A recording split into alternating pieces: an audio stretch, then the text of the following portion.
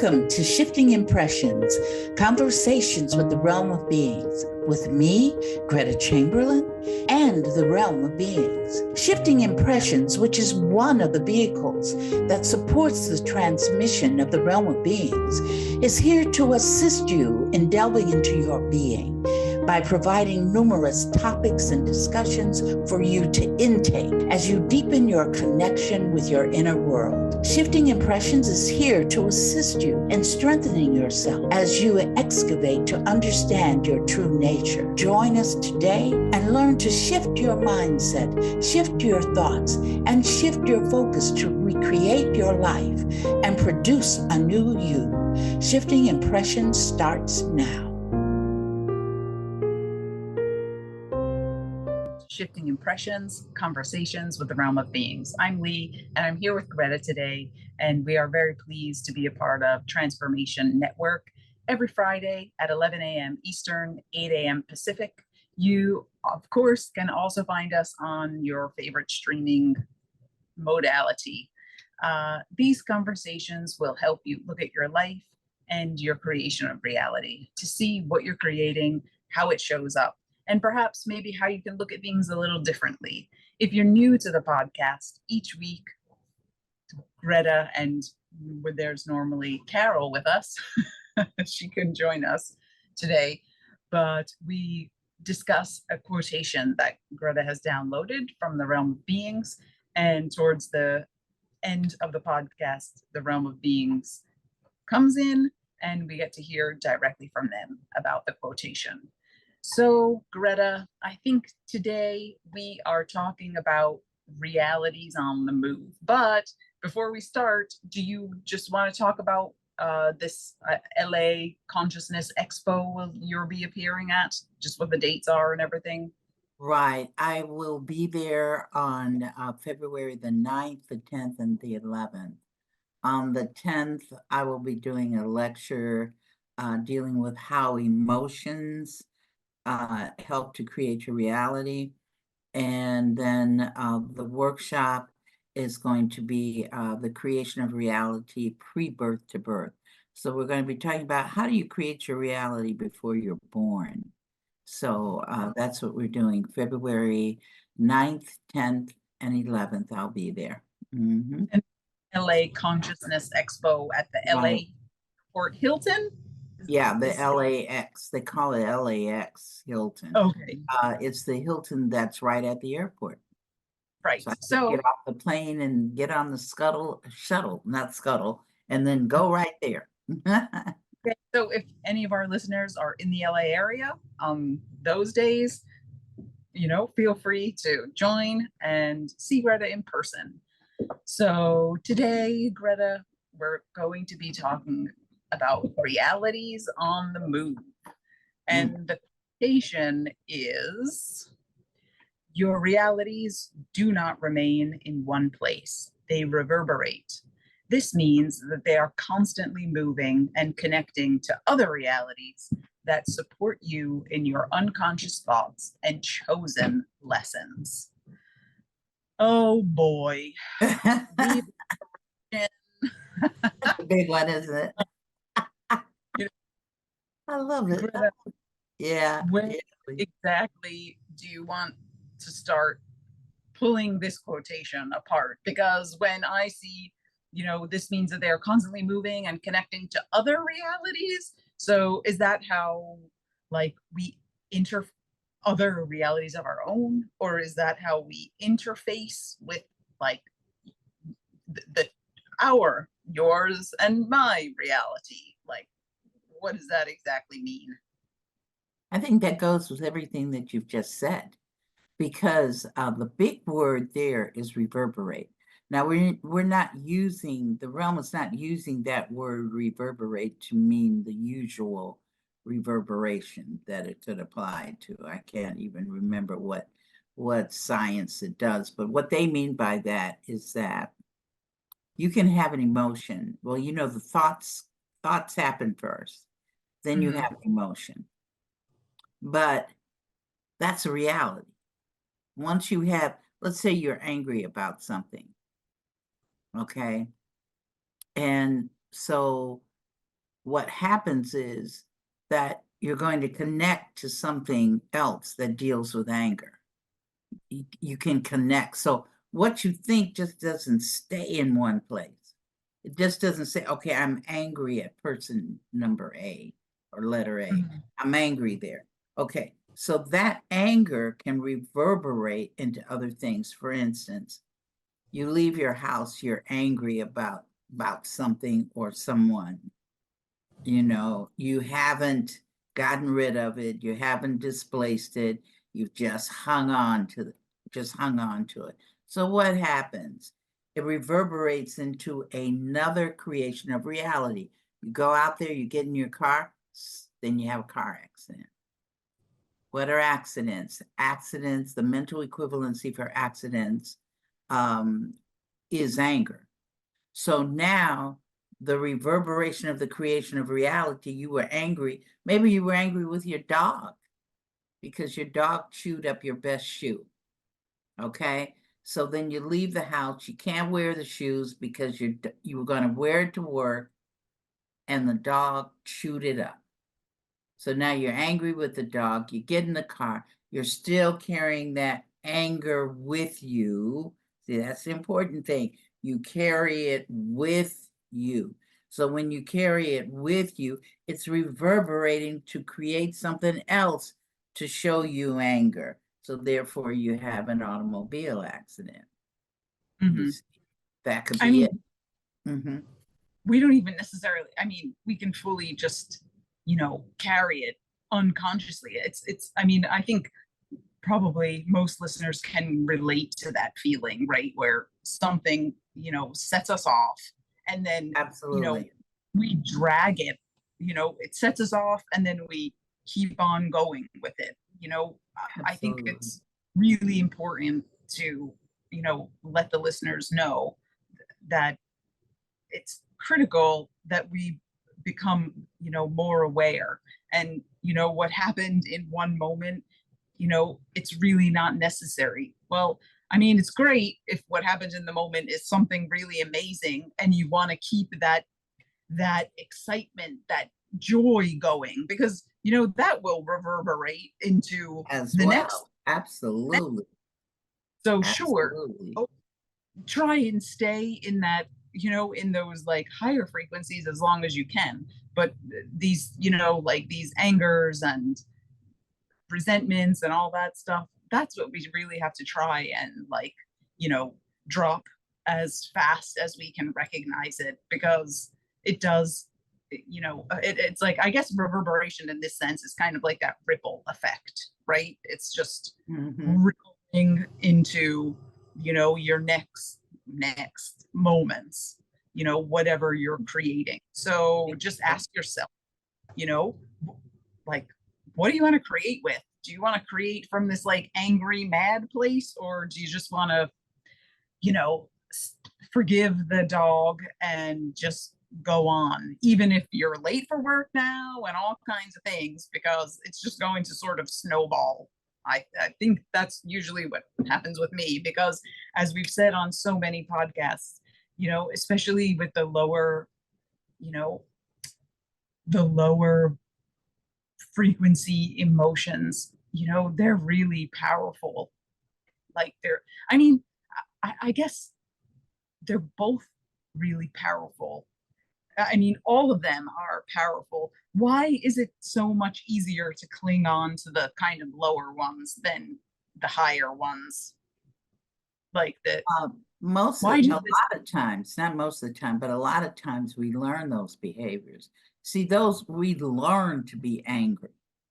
We don't, Mhm, I mean, we could be in the womb because, in the womb, the child can hear and see 6 months into the womb, into that whole birthing process. 6 months, they can mhm, see and hear everything.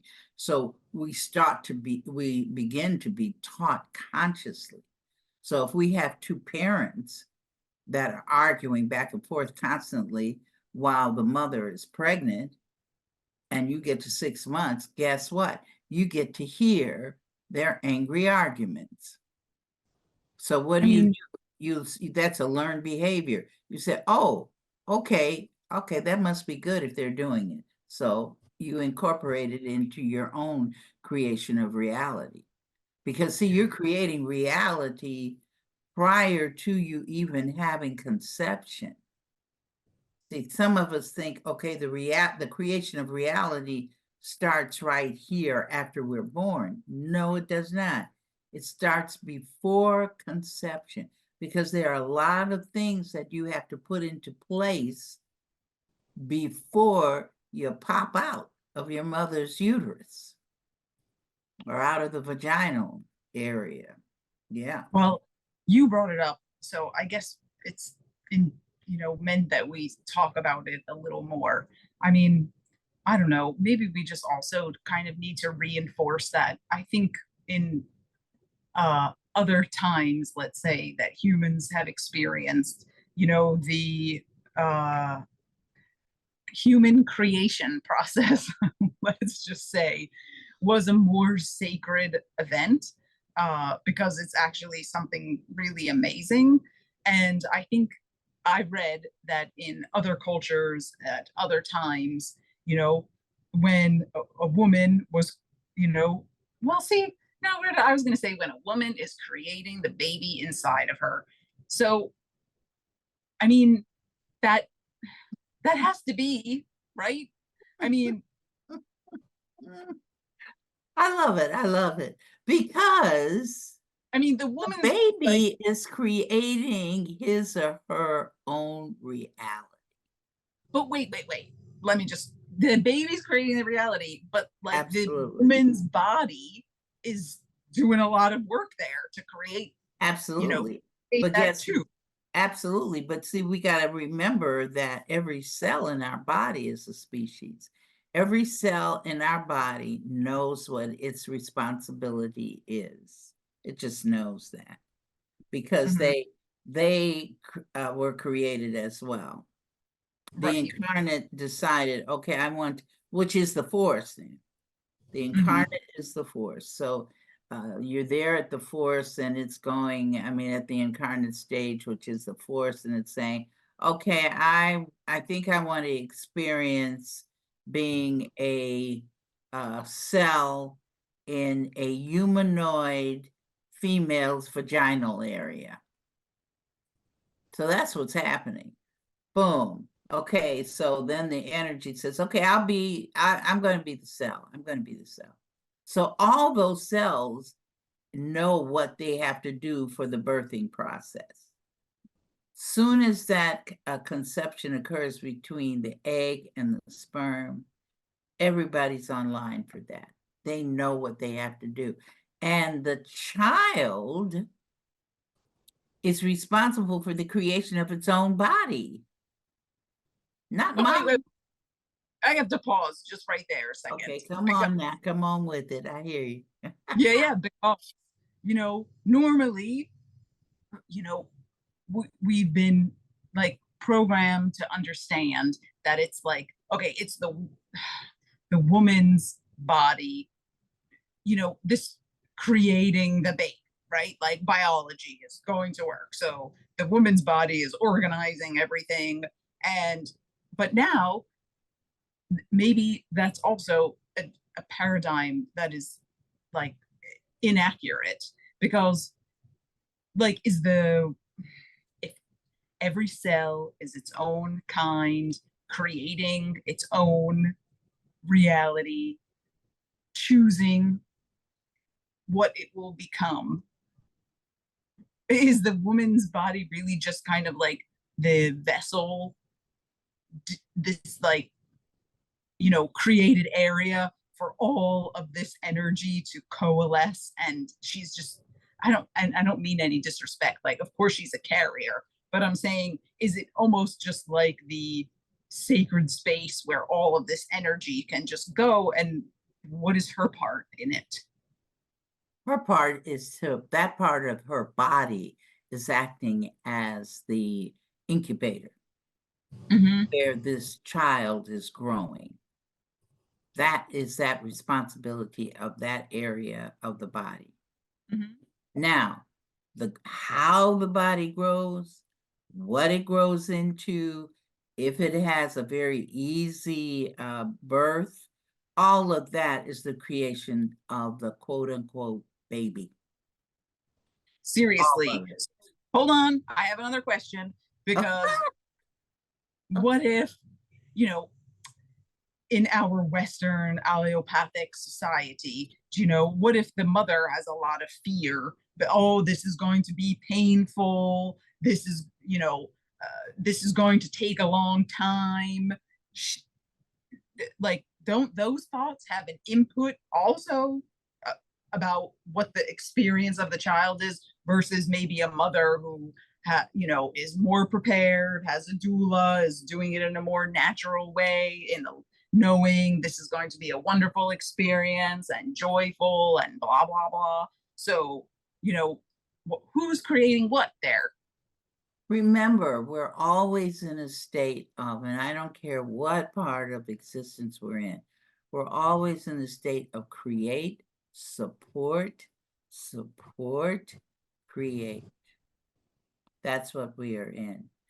That child decided at the incarnate stage who his parents were going to be, based on the lessons that he or she wants to experience in the reality that they are coming into. Okay. See, when they're in the womb of the mother, they are in another reality, and they're coming out of that reality into a new reality to say, here I am, y'all, I'm born. You see? I mean, that's an interesting perspective. I thought of it like that's like a perfect example of creating realities. One second you're in the womb and the next second you're out in the world. Right. That unto So, itself. Because some babies decide, they made an agreement with the mother and the father that they were only going to stay here for 4 months. And so what happens is the mothers and the fathers forget that that agreement was made. So that when they experience the loss here in this reality, they call that loss either you miscarried or you aborted, those two processes. But see, the miscarriage or the being aborted, that is the child's creation of reality. It doesn't have anything to do with mama or daddy. Yep, and I know I'm ruffling some feathers there because there are people that, want to fight for abortions not to be legal. Okay, well, that's those individuals. That's a collective reality that they want. But if you understand about creation of reality, then it's not the baby is creating his or her life at all times. There's never a time where that baby is not creating his or her reality. So the baby has already decided at the incarnation stage, I'm only going to live in a physical existence in that reality for 4 months. After that, I'm moving on to my next transitional portal. So what did the parents come together? They have intercourse, they have conception, and boom, you're pregnant. 4 weeks later, oh, I'm so sorry, Miss So-and-so, but your child has passed on. So what happens? Mama's forgotten that, see, that's a reverberation right there. The absence. You see what I'm saying? So yes. that absence has occurred now. Mama's forgotten that she made this arrangement. So what does mama do? Some of the mamas go into feeling guilty, feeling the guilt can lead to depression. That's the reverberation. You see, once you feel guilty, then guilty is going to say, I'm lonely. Who else can I grab onto? So then it say, hey, depression, come on down, come on with me, join with me. Let's do this Mhm. together. So then you have the reverberation process. Now you got two. You got feeling guilty, and now you're feeling depressed. And then Mhm. that it can say, hey, wait, let's get somebody else. Anxiety. Okay, come on, anxiety, join us. Join us in this. We want to help her see this. Anxiety says, okay, I'm coming. Wait for me. I'm coming. So there you go with anxiety. Reverberation. You move from one thing to the next, one thing to the next, but you forgot that you made the arrangement. You see, the arrangement, that's that baby's house. Mama doesn't have anything to do with it. It may look like it, like if you walk into an abortion clinic, you know, a lot of them, I've had to facilitate for many a mom who had an abortion and walked out of there feeling very guilty about it. And I have to tell them, you didn't do anything. That wasn't your creation of reality. The only thing that you did was give support. So it reverberated that whole experience.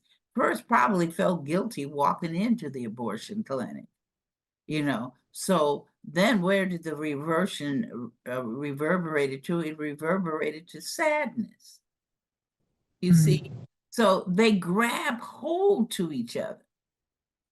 Yes. But See? why does it seem that the, you know, why do people, it's not that often that you hear like, oh, someone is just, they've been joyful for the last 3 years. But it's like more often that you hear, oh, Joe has been depressed for 2 years now or something. I mean, I guess maybe that's what enlightenment is when you're just, steady state, feeling light, right? So, how come feeling light is so much more challenging than feeling heavy? Because a lot of times those low vibrations are part of lessons that we agreed to learn. Now, the high vibrations are also lessons. The whole thing is a lesson. It's a lesson to be joyful. It's a lesson to be sad. They're all lessons. I don't care what kind of emotion it is. Every last doggone one of them is a lesson. But let's say now you're talking about Joe being depressed. He's depressed. How did he get there? There are so many reasons how he could have gotten there. One, it could be maybe it's genetic. Maybe Or the mama instinct, right? you know. I mean, So what did you oh, say? I was talking about epigenetics, right? So, Absolutely. but I mean, however, you know, that's a like the genetics is a choice apparently as well as the epigenetics, right? Because Absolutely. if if we're creating every time and we're creating before we get here, and we decide, okay, I'm going to join this family, and if you pick your parents and you know that there's some kind of problems there or whatever, because those will be your lessons. So even the epigenetics is chosen. Explain to our audience, Leigh, epigenetics, because we want to make sure that they understand what we're talking From my understanding, epigenetics has to do more with the environmental conditions that surround you. So the see now, but as I'm talking to you, it becomes a little more sticky and tricky to explain, because the thought is that the environment that is surrounding us, uh, you know, gives impressions on us that can switch genes on and off, right? So it's like external factors changing our genetics, right? Well, it's going to, yes, that you can say that, but the main thing is the epigenetics. Like, let's say you picked up, you chose parents who had gone through the experience, who had gone through the experience of a Holocaust. Let's say that. Mm-hmm. Okay. So even though you're not going through the experience of a Holocaust, but you're going to pick up some of their energy from that.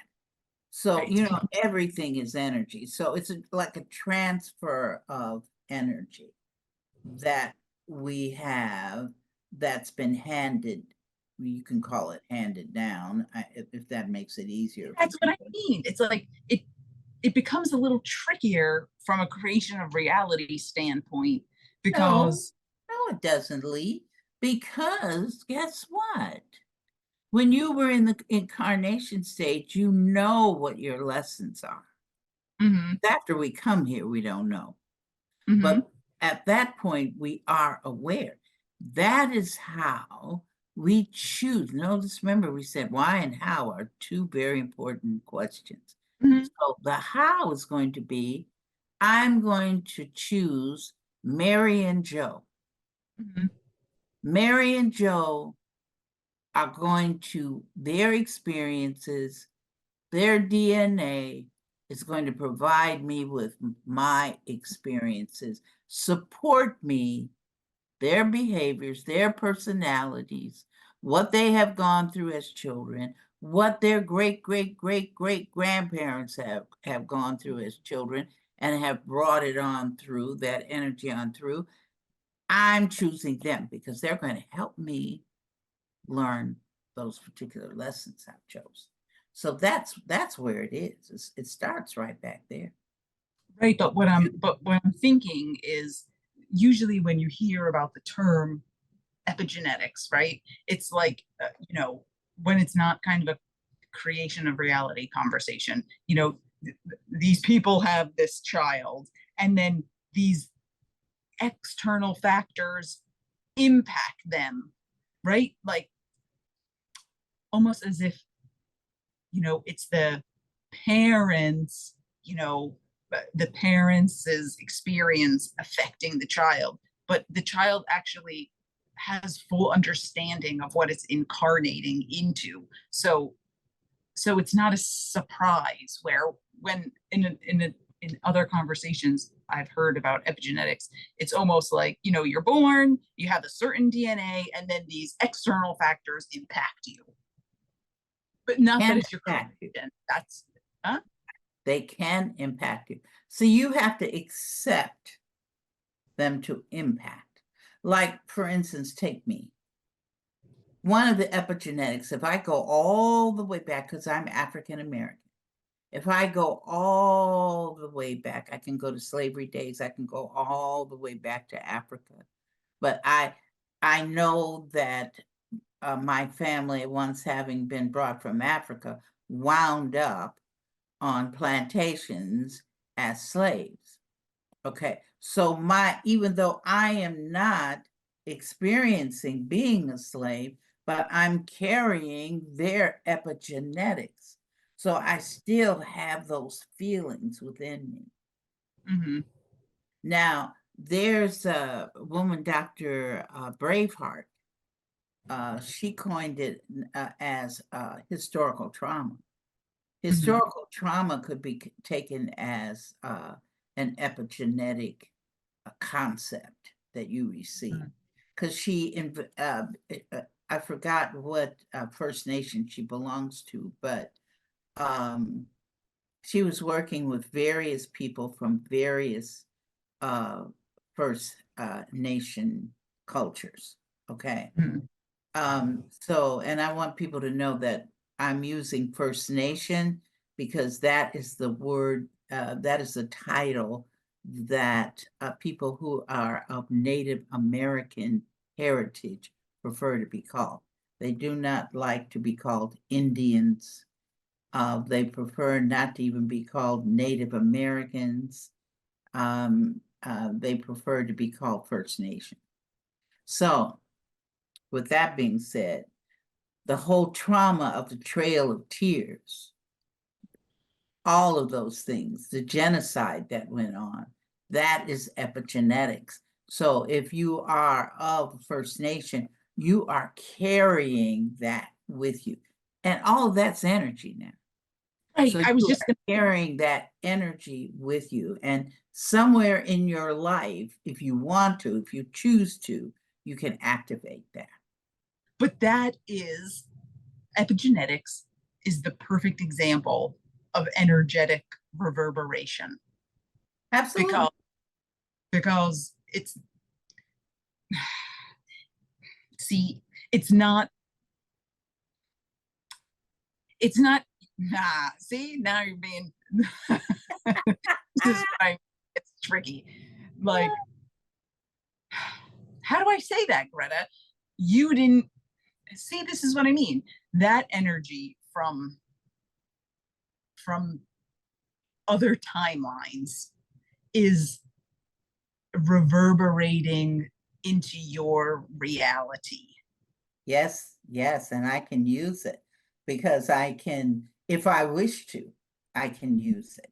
Because remember, it's, people ask me about time. Some people say they want it in, time is cyclic. Cyclic, how do you say it? It's a cycle.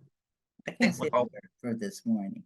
But I just say time is like mashed potatoes.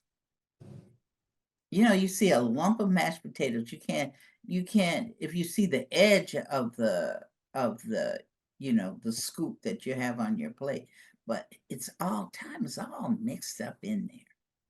And it's all going on at the same time. So for a person who's First Nation, the Trail of Tears, literally, in another reality, is still going on. Notice I didn't say dimension. I said another reality. So they can tap into that reality. If you want to feel the sorrow and the pain, they can tap into that, and then they can say, oh, I don't feel well today. I feel so sad. Well, Greta, how do we tap in to the font of like joyful Oh, life experiences? How do we tap that vein of reality and existence? same way you do the other. See, that's the thing, that you choose which one you want. Do you Right, want but to have high vibration, or you want to be in low vibration? you still didn't answer my fundamental question, which What is the fundamental question? The fundamental question is how come it appears that that tapping into the lower things is less of a challenge than tapping into the higher ones? Is it just a false belief that we have to QDR? I release all emotions and thoughts that are creating and maintaining me tapping into low vibratory states. I am loving myself. Yeah. Is that it? Yeah. I mean, it's like, it's just a false belief that like it seems that it's easier to be lower than it is to be higher, right? That's your thoughts. So Right, therefore you will create that. right. I mean, but these are the things that this is when I talk sometimes about it's see, there you go again. It appears that sometimes it is tricky to suss out what your beliefs are exactly because they're so close to you. It's like your nose, it's right in the front of your face, but unless you make yourself cross-eyed, you don't generally see it. Or when you look in the mirror, of course. Oh, yeah, So you got it. That's something, that is something that we, and I'm including myself in that we have to be cognizant of what comes out of our mouths, what are we thinking, and what are we creating around us, because what you're creating around you lets you know where your unconscious is. You see, so you have to be, it's an awareness. right. Those people who understand that they create their own reality and take on the responsibility of creating that reality, regardless of what it looks like, they have a better chance of saying, uh-oh, I'm getting ready to act like a savior, or uh-oh, I'm getting angry. so they can stop it just like that, because you want to be aware. And it's not something that it disappears to you. You got to train yourself to listen to yourself. Right. That's what I mean. Like, we're constantly, in this mind that's, sometimes not often so quiet. And so catching those things, like, here's an example, I, I think we've been, you know, in our Western culture, it is very normal and very accepted that like work has to be hard. Like you have to do hard work in order to get anywhere. And just people just fully gloss over that. Why can't your work be joyful? You know, why can't work be easy? Uh, you Because know, with parents who taught us that. They taught us, like sometimes I ask people, what do you think about money? And they mhm. say, oh, you gotta work hard for your money. No, you don't. You just think that way. Because you've taken on the thought that you were taught in your family. Always work hard. Right. And but I mean, look at that. Like, always work hard. I mean, that's kind of awful. Like, Well, you know, hey, I know why? But it is, is a firm and solid belief, I think, in most people's West. If you're not working hard, you're just not doing anything, you know? that's a collective Right. thought. Absolutely. So if Right. you So, fall into that, then mhm. that's what you're going to be functioning with. And Yeah, oh, that's the go ahead. reverberate of some of our cultural frameworks, right? Like, that Absolutely. go reverberating. People don't even question Absolutely. it. They take it as a truth. That's why people are so stressed out and can't relax, because you're always supposed to be working hard. Doing nothing is taboo, when Absolutely. that is maybe the best space for like healing and repair. Well, Greta, we have to take a pause. We're way overdue. Listeners, thank you for listening. We'll take a short break and we'll hear what the realm has to say, not me anymore. We'll be right back.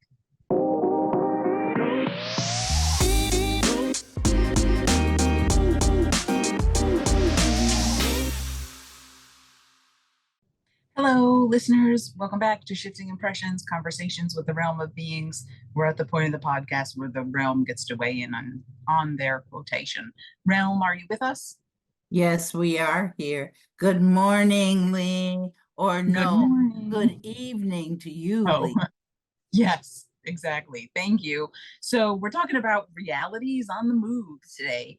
And your quotation is, your realities do not remain in one place, they reverberate. This means that they are constantly moving and connecting to other realities that support you in your unconscious thoughts and chosen lessons. So, what do you have to add today for our listeners? We are in agreement with our quote. I think, thank you. I think that people need a little more explanation. Ah, we thought you'd like that. That's why we had to say it that way. Thank you. Reverberation. My laughter will reverberate after we end this podcast today. So thank you. You're welcome. You're welcome. You're so welcome. Everything reverberates because you're creating your reality. You're creating your reality at every moment. What is a moment? A moment is faster than the speed of light. For those of you who are scientifically oriented in humanoid science. So what happens is you'll start off with one thought. Then the thought will reverberate and create an emotion that goes on with that thought. But the emotion is on that one thought. You can have 5 emotions on one thought. That's because the first emotion goes after the second emotion. The first and second go after the third. The first, second, and third go after the fourth, and et cetera, and et cetera, and et cetera. So one thought can reverberate, thoughts can reverberate as well, because you can have a thought, I'm too fat. I'm too fat. So what would the next thought be? Oh, I'm not pretty. Because you're going, I'm fat, now I'm not pretty, or I'm not handsome. So you're reverberating, it's creating that thought. So there's a reverberation of thoughts. There's a reverberation of emotions. You could say, I know you and Greta were talking about a birthday party at the break. So you can say, the thought can be to create my 35th birthday party. Then where does it go? The birthday party then goes to, I want to the theme. I want it to be a cowboy theme. All right, so it's reverberated to that. So you're creating that reality. Then the next creation of the reality, I want all food from the west of the United States. So now you're reverberating and bringing on the food. So you see how it grows. Your realities don't just stay there. They grow and they catch on. This is the one thing we want everybody to understand. One thought will yield you another thought, which will yield you another thought, which will yield you another thought. And you can keep going, going, going, going, and never gone. So that is why we suggest to everyone to watch what you are thinking.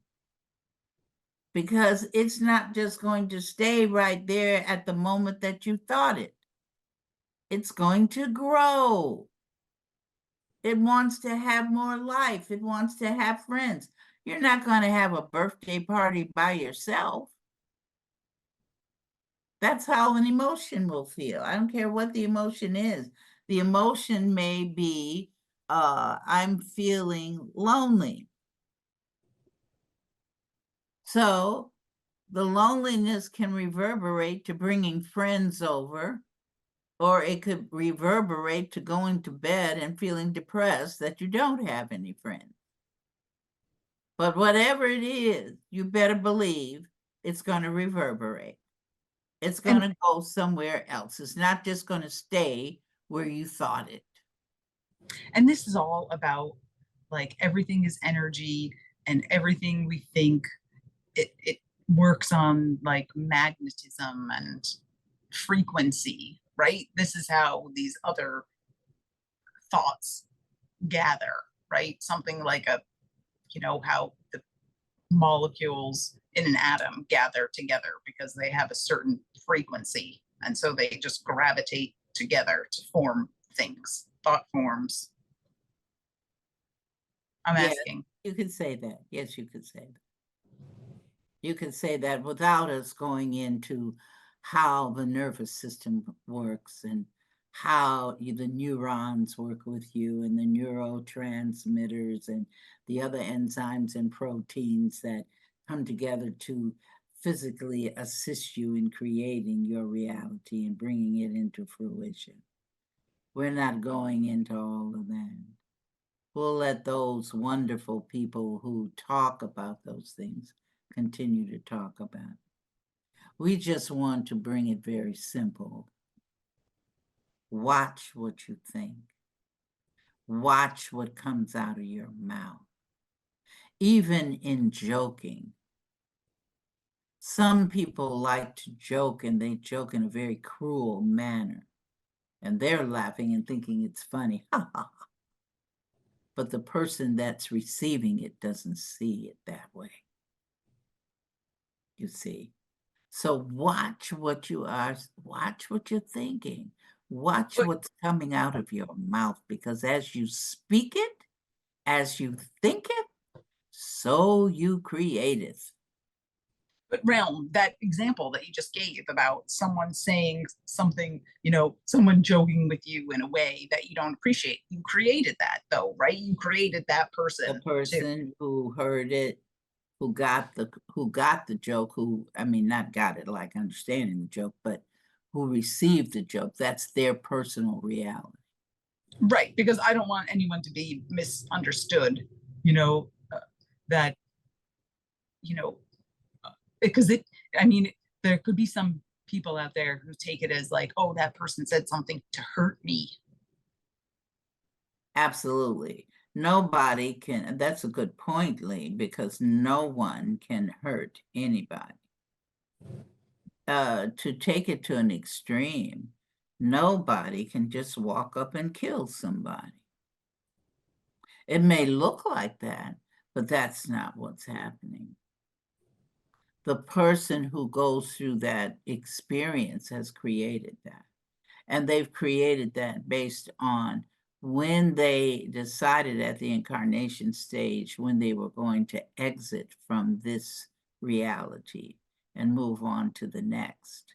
That's what that process called death does. It just assists in the movement from one reality to the next. Realm can, Mhm. oops, Go ahead. No, go ahead. no, I just wanted to know, Greta and I was sort of talking about this, reverberation and, uh, I was saying that seems that the lower things reverberate a little more easily than the higher, quote unquote, the joyful, blissful, happy energies. And can you add something to that? That's just a false belief, right? Or Absolutely. The is there belief, something that, it's the belief in something being difficult to do. mhm, That's a mhm. belief. It's a belief that, oh no, I'm not going to focus on me moving through my life with difficulties, moving through my life in with challenge after challenge after challenge. Now you're going to have challenges anyway. You agreed to that when you came into this reality as a humanoid. Okay, that's what comes with the territory of being a humanoid, and you agreed to that. So, but at the same token, you want to, you can say, I am moving through my life with ease, you see? So you always have a choice. I am moving through my life with difficulty and challenges, problems, however you want to define it. Or you can say, I am moving through my life with ease. So it's at that point, which one do you want? Now, what you're saying, Leigh, is that it appears as though all of the low vibrational emotions can occur at a faster rate than the high vibrational emotions. That is true. That's possible because you created it to be that way. See, all is each person's creation of reality. You want to move with ease or you want to move with fear and challenge. That's up to you. Okay. And I mean, so cultural framework is, you created what cultural framework you were going to be in also. But Absolutely. how does that work? These kind of like in the cultural framework, these false beliefs that seem to be propagated so easily that just may not be yours, but you kind of get them, and we were sort of talking at length about, oh, work has to be hard. That's in like Western success models. That seems to be the, status quo thinking. If it's not hard, you're not doing it right. Mhm. you know, like how do those things, how do it's just knowing that they exist and thinking differently, right? like If real you life. just change your There's- mind and say, I don't want to do that anymore. I want my life to be easy. Boom. There you did. You spoke the word. I want my life to be easy, Mhm. peaceful, safe, secure. See. Or you So can say, well, go ahead, Leigh. You asked we're me. nearly closing. Do you have some final thoughts for the listeners today? My goodness, are we really leaving now? Yeah. Yes. I'm Oh, sorry. Your that's time is all short. right. We'll come back next week. The one thing that we want to leave is what we leave almost every week. The same old, same old. Love yourselves unconditionally. I'm going to say it again. Love yourselves unconditionally. There you go again. Leaving that like high vibration and loving. Okay, unconditional love. Just one final question. Like, just tell yourself, right? Just tell yourself, even if you feel a second you don't believe it, right? Just tell yourself. Tell yourself until you believe it. You've told yourself to be angry. You've told yourself to be depressed. How do you think you got to be depressed? You had to tell yourself to be that way. You had to tell yourself, I'm no good. Mhm. Maybe somebody told you that, but you had to intake it and Mhm. believe what they say is true. Or Right. you can say, I don't want that anymore. I love myself. I know I'm worthy. I know I'm worthy to be prosperous. I know I'm worthy to be prosperous in love, peace, joy, light, etc., etc., etc. And on that light note, thank you, Realm of Beings, for joining us today. Thank you, Greta. And most importantly, thank you, all the listeners who joined us today. This is Shifting Impressions, Conversations with the Realm of Beings until we create each other again. Be well. Once again, thanks for joining us at Shifting Impressions, Conversations with the Realm of Beings on TransformationTalkRadio.com. As you have explored today's creation of reality experience with the realm and me, Greta, each of you is being supported by us in further developing the understanding that you are not just an individual existing in linear time and space, but a multidimensional force of infinite possibilities who is connected to all. So begin to create the realities you want. Join us every Friday at 8 a.m. Pacific Time and 11 a.m. Eastern Time on Shifting Impressions at TransformationTalkRadio.com. So long until we create each other again next Friday.